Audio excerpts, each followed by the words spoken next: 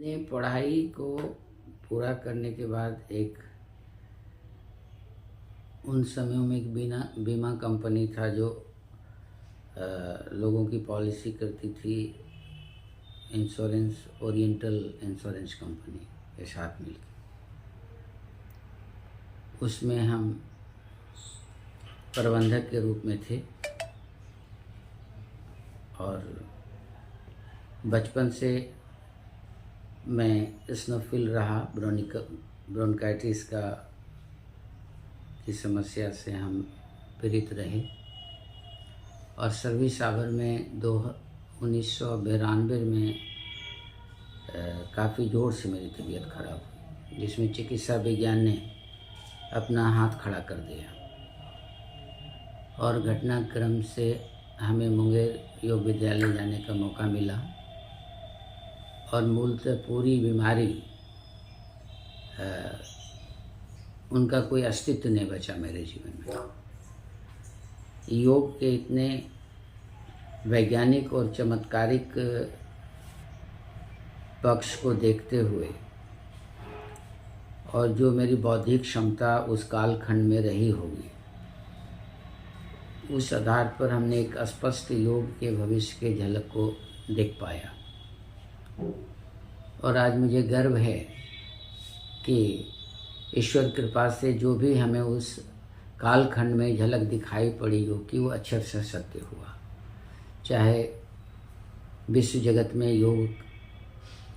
योग को लेकर के हो या मेरे जीवन में योग के लाभ को देख कर के हो, इस आधार पर वो उस कालखंड में दिखे गए योग के हर पहलुओं को हमने अपने जीवन में चरितार्थ होते देखा।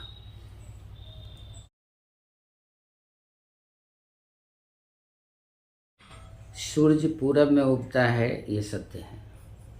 किसी के कहने से वो पश्चिम में नहीं उगता है। चंद्रमा सही समय पर उगता है। ठीक उसी तरह से योग में जो मतैक्य आए हैं,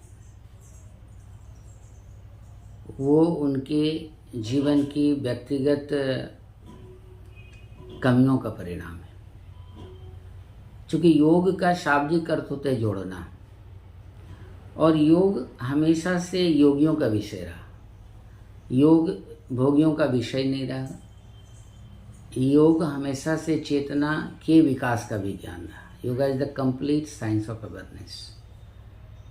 और समाज के दो मार्ग थे, एक प्रवृत्ति का मार्ग और एक निवृत्ति का मार्ग, एक भोगवादी संस्कृति और एक योगवादी संस्कृति।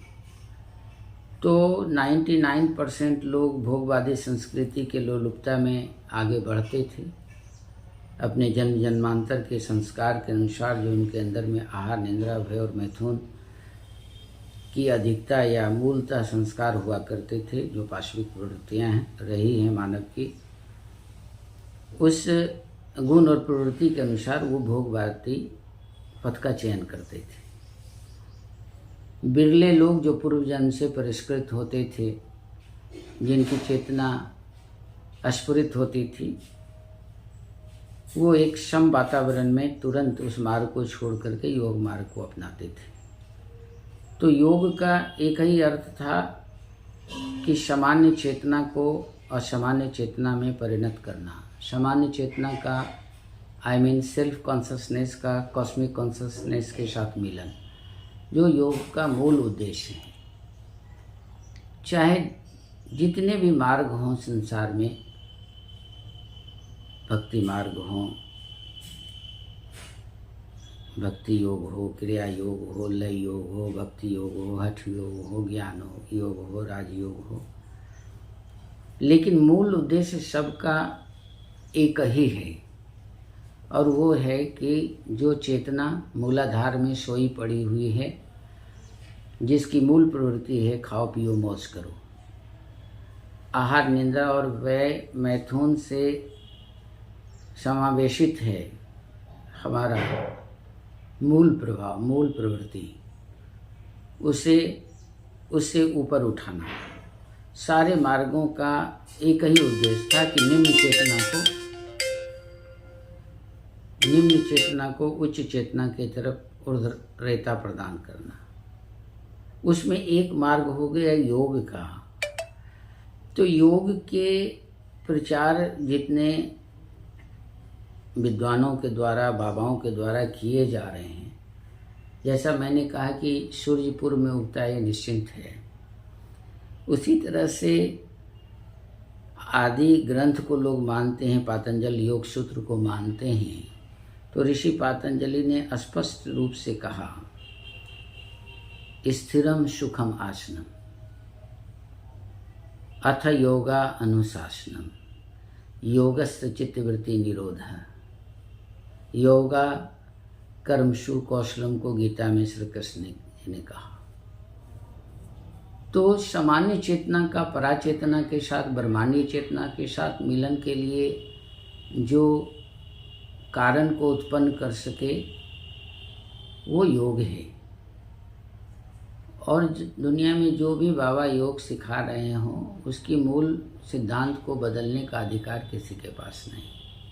एक ऐसी क्रिया जो मानसिक परिप्रेक्ष्य में, भावनात्मक परिप्रेक्ष्य में और आत्मिक परिप्रेक्ष्य में किया जाए, वो सब योग है, सब पूजित है। शरीर, मन, भावना और आत्मा के समन्वयता को, मिलन को योग कहते हैं। चूँकि योग योगियों का विषय था, श्री स्वामी सत्यानंद जी ने, स्वामी शिवानंद जी ने पीड़ित मानवता को देखते हुए योग के गूढ़ विद्याओं को, जिसको आप टॉप सीक्रेट कह सकते हैं, उस टॉप सीक्रेट को ओपन सीक्रेट किया। क्यों किया?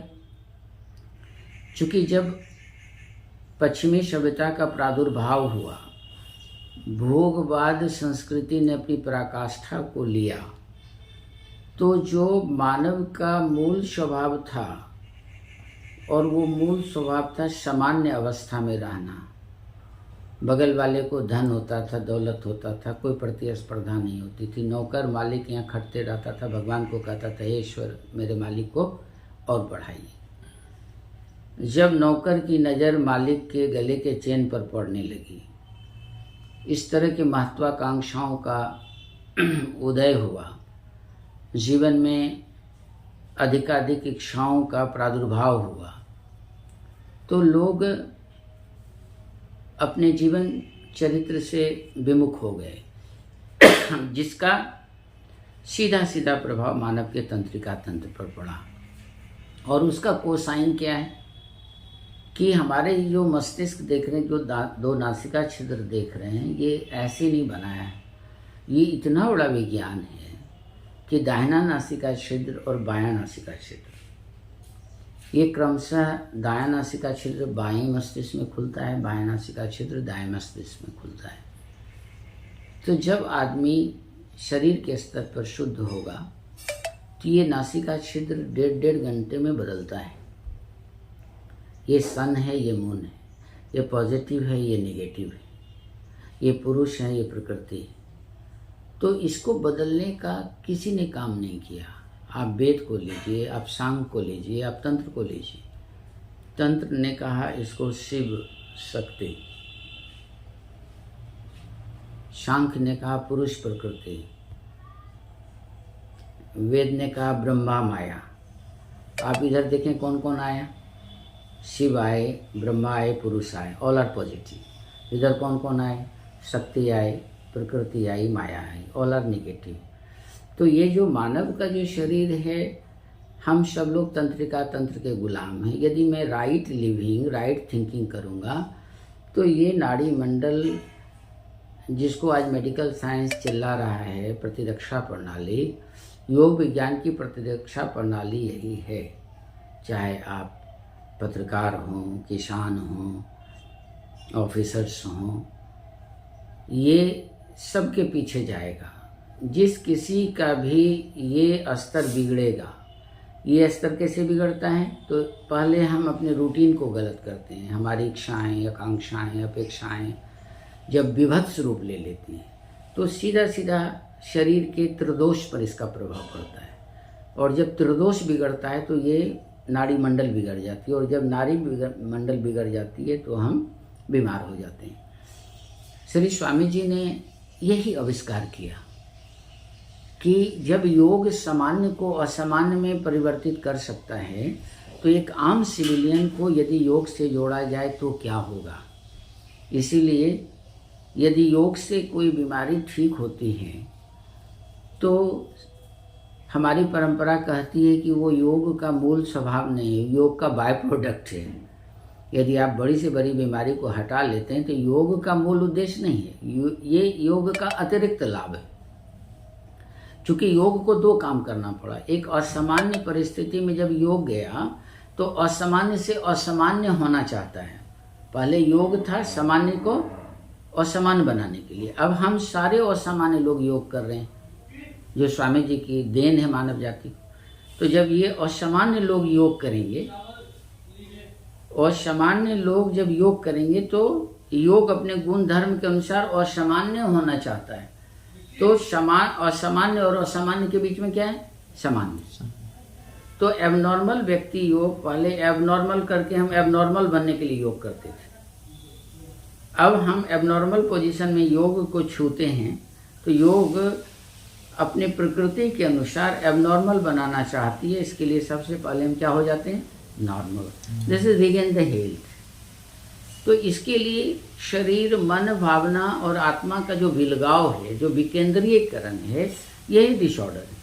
जब हम योग को करते हैं तो योग का तो मूल अर्थ है जोड़ना, और योग अपने गुण धर्म के अनुसार इन चारों को एक डायमेंशन में लाता है। जब एक डायमेंशन में लाता है तो हम असामान्य से सामान्य होने लगता है। और यदि मेरे जीवन में योग की निरंतरता बनी रहेगी तो ऊपर की तरफ जाएगा। यदि हमारे पर लाखों कर्ज है और हम निकम्मा हैं, नहीं कमा रहे हैं, कमाने की प्रक्रिया शुरू होगी। यदि हम ईमानदार हैं तो पहले क्या करेंगे, रिकवरी करेंगे। बट रिकवरी फिनिश होगा तब क्या होगा, वो मेरा सेल्फ डिपॉजिट होगा।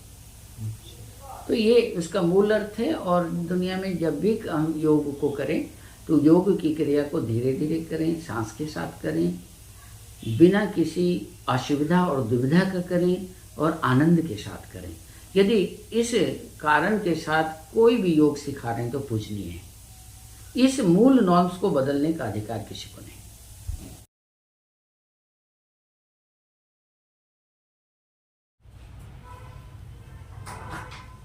आज से 10 वर्ष पहले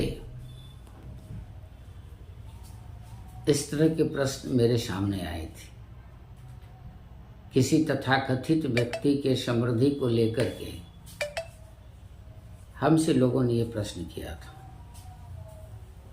तो मैंने एक लाइन में कहा था कि जब भी योग का वैज्ञानिकीकरण होगा, जब भी योग का वैज्ञानिकीकरण होगा, तो ये जो ड्यूरेशन है ये ब्लैक लिस्टेड हो जाएगा। योग जब अपनी समृद्धि को प्राप्त करेगा दुनिया में, समाज में, जब ये विज्ञान का अभिन्न अंग हो जाएगा, तो इस अवधि को लोग उत्सव के रूप में नहीं, मातम के रूप में मनाएंगे। क्योंकि मेरा जैसे सपोज करिए आपकी कोई सर्जरी बहुत अच्छे डॉक्टर ने की और आपका अंग नहीं बच पाया, तो आप भगवान पर विश्वास करेंगे। लेकिन कोई मेधापूर्ण डॉक्टर आपको मिलेगा, कहेगा ना ना ये सर्जरी ही गलत हो गई, तो आपके मन में उस डॉक्टर के लिए राग होगा, अनुराग होगा, प्रेम होगा, ये आप खुद सोच सकते हैं।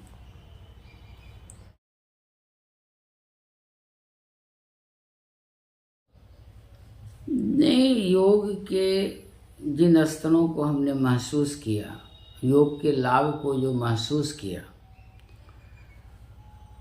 हालांकि देखिए सन्यासियों के द्वारा व्यक्तिगत आश्रम बनाना उसके स्वतंत्र मस्तिष्क का परिचायक है, लेकिन एक दैविक घटना के तहत, एक प्रेरणा के तहत, चूँकि उन समयों में जब मैं यहाँ पर योग सिखाने की बात की, तो मेरा सौभाग्य है कि ये मेरे मन में उपज हुई, लेकिन इस स्तर पर हमारे गुरु स्वामी रजनानंद सरस्वती का हर पल हमें आशीर्वाद प्राप्त हुआ। तो फिर हम इस नकारात्मक क्षेत्र में सोचने के लिए कोई समय नहीं मिला और ये आश्रम पल्वित पुष्पित होती चली गई। दिन रात अनुसंधान और योग के लाभों को देखते हुए हम आगे बढ़ते चले गए और यहाँ तक चले आए। ना मैंने सोचा था, ठीक होने के बाद हम संन्यास उस समय में तो नहीं लिए थे। ठीक होने के बाद हम एक साधारण विद्यार्थी थे और विद्यार्थी होने के बाद मैंने स्वतंत्र रूप से योग का प्रयोग किया और लोगों को लाभ हुआ। उस स्तर पर जब मैंने मुंगेर से संपर्क किया और मुंगेर का आशीर्वाद हमें प्राप्त हुआ। लेकिन मुंगेर एक विश्वव्यापी संस्था है, वो आम तरीके से हट करके चलती है, क्योंकि वो विश्व में आने वाले समय में, आज भी वो विश्व की नर्सरी है योग की, और आने वाले समय में वो नर्सरी ही होगी, एको द्वितीयो नास्ति। चूँकि गंगोत्री एक ही होगी, गंगोत्री दो नहीं होगी। अब आप कहीं व्यवस्था करके अलग गंगोत्री बनाएं तो ये आपकी अपनी मानस की बात है। इसलिए जो योग पर, मुंगेर का जो योग है, श्री स्वामी जी ने, जो इतने बड़े योगी थे, उन्होंने जनमानस को देखते हुए कोई योगी की भाषा उन्होंने नहीं बोला। उन्होंने इंटेलेक्चुअल को, डॉक्टरों को योग सिखाया और उसके प्रभावों का, उस के लाभ का, उस अन्वेषण का गणना करने के लिए कहा। इसलिए मेरे यहाँ की आप पुस्तक देखेंगे तो उसमें लिखा रहेगा, in guidelines of Swami Satyananda but written by doctor Karmananda, doctor Dharmananda, doctor Devananda, doctor Muktananda. तो मुंगेर ने दुनिया को कहा कि तुम्हारा विज्ञान और योग का विज्ञान एक ही बात करता है। आप याद करिए कि मुंगेर की प्रसिद्धि मुंगेर से नहीं हुई, मुंगेर की प्रसिद्धि दुनिया से हुई। और जो दुनिया भोगवादी संस्कृति का उपासक था, जो भोग के चरम को प्राप्त किया था, जिसका कोर्टेक्स कई मामले में काफ़ी डेवलप था, उसको स्वामी जी ने शाह दिया, उसको समझाने का काम किया। चूँकि आप देखिए किसी गांव में बड़े लोग यदि किसी कल्चर को अडॉप्ट करें तो छोटे लोग स्वतः अडॉप्ट कर लेते हैं। इसलिए मुंगेर की दूरदर्शिता थी, मुंगेर का शौक़ विदेशियों को योग सिखाना नहीं था। चूँकि मेरी सभ्यता पश्चिमी सभ्यता से प्रभावित हो रही थी, इसलिए उन्होंने पश्चिमी सभ्यता को योग के रंग में रंगा, योग के लाभों को उन्हीं के बीच में, उन्हीं के द्वारा उन्होंने चरितार्थ किया। और इतना गुण विदेशियों में है कि यदि वो किसी चीज़ को समझता है तो फिर उसको छोड़ता नहीं है, उसको मानता है तो पीछे नहीं हटता है। उसकी स्थिति किंग कर्तव्य विमूढ़ की नहीं होती है, राइट रॉन्ग के प्रति जाता है। तो योग को एक वैज्ञानिक दिशा में धकेलने का काम, प्रोत्साहित करने का काम पश्चिमी सभ्यता ने किया।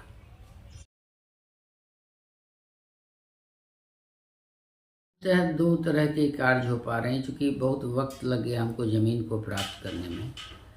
पहले भाड़े के मकान में 2012 तक, 1996 से लेकर 2012 तक प्राइवेट मकान में, और यहाँ मैं 40-50 किलोमीटर घूम घूम करके योग का शिविर लगाता था कि लोग वहाँ से ना आएँ तो हम ही चले जाएँ तो 20 लोग आने से बच जाएंगे। इस तरह से पिछले 10-15 वर्षों तक हमने पूरे जमुई ज़िला में 50 किलोमीटर के रेडियस में खुद अपनी गाड़ी से जा कर के योग सिखाते थे। बाद में ये ज़मीन 2007 में मिली, जिसमें भवन 12 में बन के तैयार हुआ, और तब से यहाँ पर अभी भी अपर्याप्त जगह है, पर्याप्त नहीं है। इसमें मात्र मेरे पास एक हॉल है, एक किचन है, एक ऑफिस है, 2 कमरे।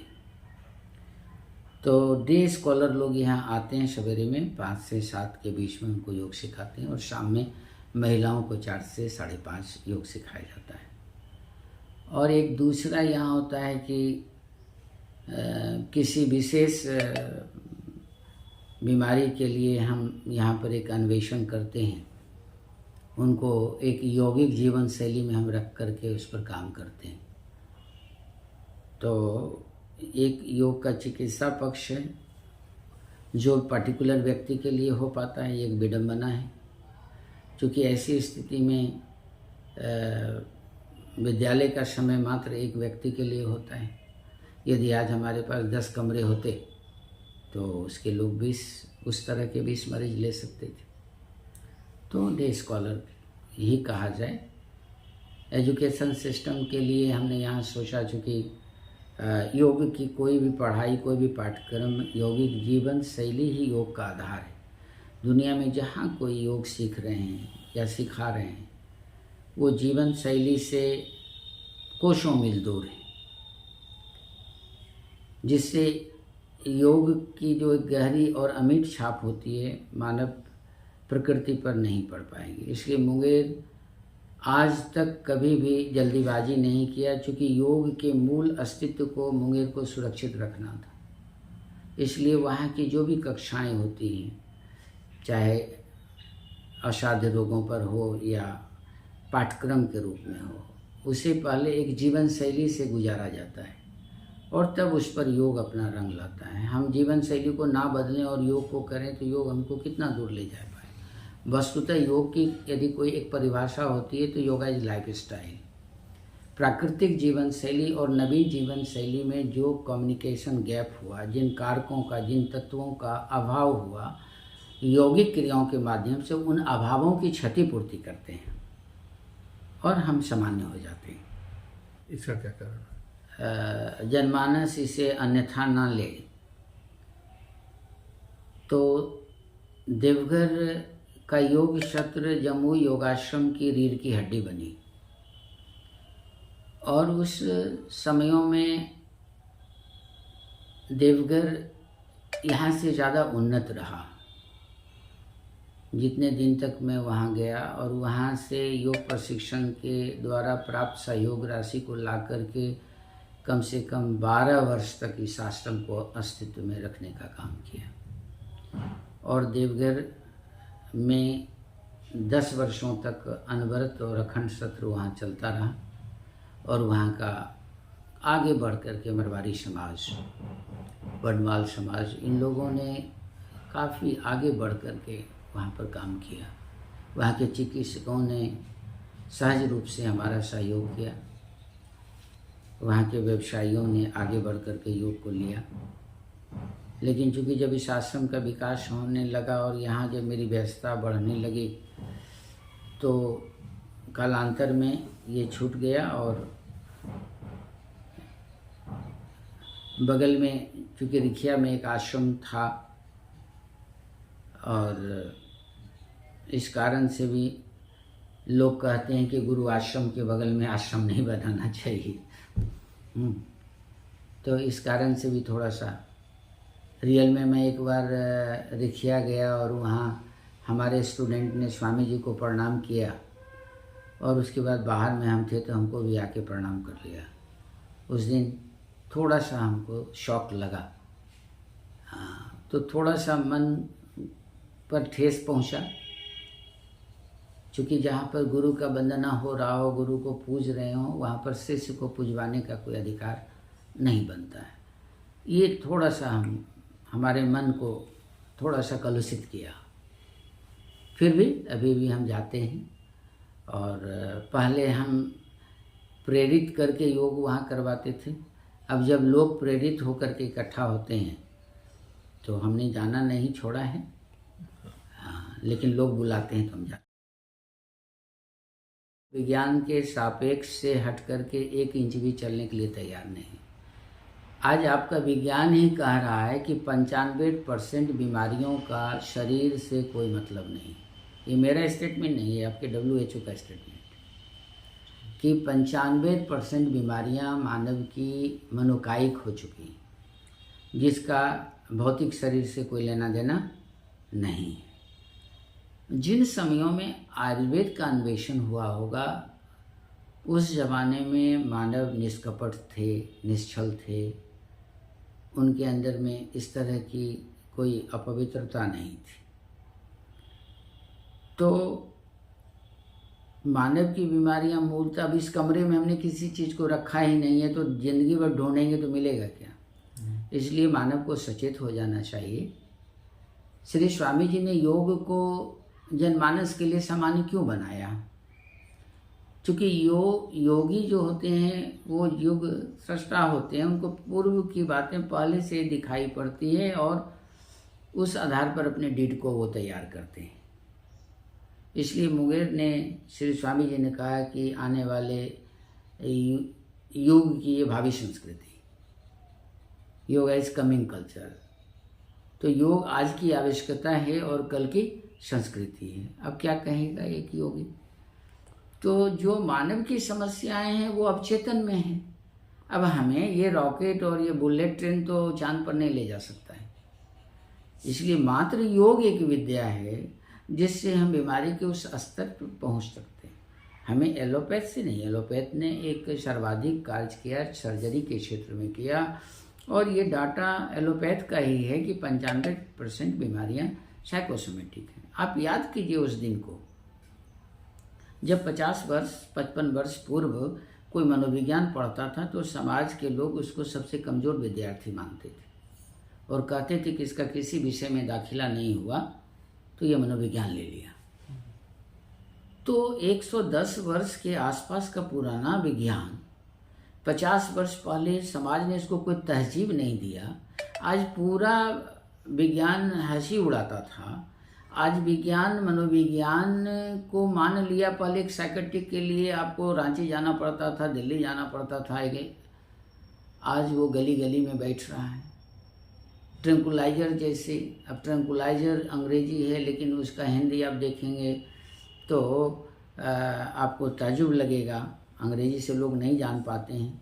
मन अनिश्चेतक दवाइयाँ, यानी मन को विराम देने वाली दवाइयाँ। तब तो विज्ञान ने भी मन के अस्तित्व को स्वीकार कर लिया। श्री स्वामी जी ने कहा कि तुम्हारा विज्ञान मन को नहीं मानता था, देखो मान लिया ना, आत्मा को नहीं मान रहा है ना। अब आने वाले समय में जो रोग होंगे वो आत्मिक रोग होंगे। और आ गया समाज। पिता की हत्या मानसिक रोग हो सकता है, पत्नी की हत्या मानसिक रोग हो सकता है, 8 वर्ष के बच्चियों के साथ दुष्कर्म मानसिक रोग हो सकता है। नहीं, अब हमें आत्मा के अस्तित्व को नकारने के कगार पर आ गए। पिता को हत्या कर देंगे, मेरी नौकरी अनुकंपा पर हो जाएगी। ये मानसिक रोग है क्या? ये आत्मिक रोग है। याद करिए उस दिन को जब पति पत्नी एक कमरे में सोए हों, आधा घंटा आँख खोल के देखे कहीं मेरा गला तो नहीं दबा रहा है।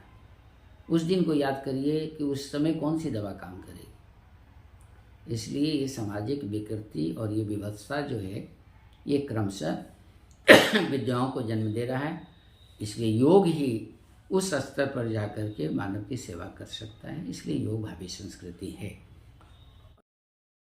कि योग सामान्य को असामान्य बनाता है और सामान्य को समान और सामान्य को असामान्य। आज की तारीख में, कल की तारीख में सामान्य लोग असामान्य बनने के लिए योग करते थे। तो जो ऋषि पतंजलि ने एक करिकुलम दिया, एक सिलेबस दिया, तो उसमें उन्होंने योग के 8 अंगों को उन्होंने दर्शाया कि क्रमशः यदि मिडिल स्कूल से अपर तक हम जाते हैं तो उसकी एक पाठ्यक्रम, एक करिकुलम है और वो है यम, नियम, आसन, प्राणायाम, प्रत्याहार, धारणा, ध्यान और समाधि। ये क्रमशः उच्चतर सोपान है। जब हम शरीर और स्वास्थ्य को प्राप्त करेंगे तो हम ध्यान किया नहीं जाता, ध्यान हो जाता है। ध्यान के लिए अभ्यास, अब किसी के पेट में दर्द है, कौन सा ध्यान करेगा?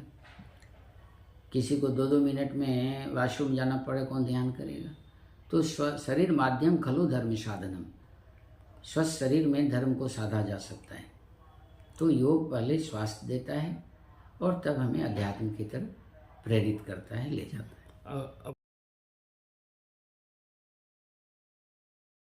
इससे यदि एकेडमिक करियर चलेगा तो 50 विद्यार्थियों के लिए भी योग चलता है। तो को एजुकेशन होता है तो हमको 2 अलग हॉस्टल की ज़रूरत पड़ेगी, लड़कियों के अलग और पुरुषों के लिए अलग। फिर हम लोग अपनी परंपरा में जो कपल आते हैं, कोई गेस्ट आ गए पति पत्नी, उसको ना हम बैचलर में रख सकते हैं ना अनबैचलर में रख सकते हैं। उसके लिए फिर एक अलग कॉम्प्लेक्स की ज़रूरत पड़ेगी ताकि इसकी प्रकृति उससे प्रभावित नहीं हो, उसकी प्रकृति उससे प्रभावित नहीं हो। इसलिए हमारा जो ग्राफ है वो है bachelor, complete bachelor male, complete bachelor female and couple. ये 3 हॉस्टल हमको चाहिए। प्लस योग विद्याओं के लिए, उसके प्रशिक्षण के लिए एक प्रशाल की आवश्यकता होगी, क्योंकि 50 लोगों को योग सीखने के लिए कम से कम 4000 स्क्वायर फीट कम से कम चाहिए उसको। छोटा हॉल भी होगा 2500 स्क्वायर फीट से नीचे में नहीं हो पाएगा। इसलिए मैंने कहा कि ये जगह अपर्याप्त है प्रशिक्षण के ख्याल से भी, और दूरगामी योजनाएं योग शिक्षा के रूप में और चिकित्सा के रूप में, आवासीय चिकित्सा और आवासीय प्रशिक्षण। इसलिए ये मैंने कहा कि ये जगह पूरी तरह से अपर्याप्त है।